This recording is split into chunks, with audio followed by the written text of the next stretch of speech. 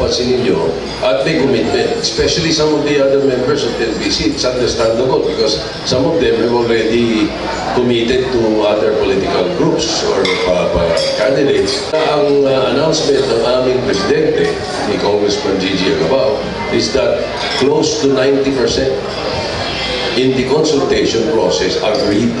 Diba? At yun ang laki. Kung naging 51% for Grace and Cheese pa rin yun.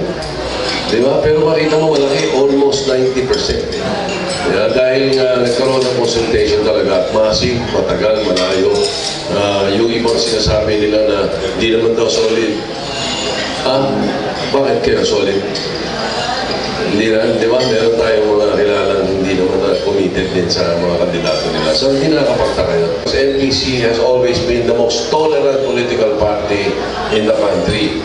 Therefore, kung hindi ka makakasunod sa party decision, you can take a leave. Di mag-leave ka. O kaya, sabihin mo, ayaw mo na. O sabihin mo na hindi ka makakasunod. Pinasabi naman yun anong problema sa amin yun sa ganyan.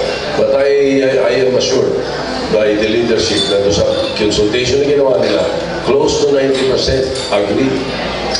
As I said, kahit 51% lang yun, then we go for what the 51% said because majority rules. At yun ang decision ng Executive Committee.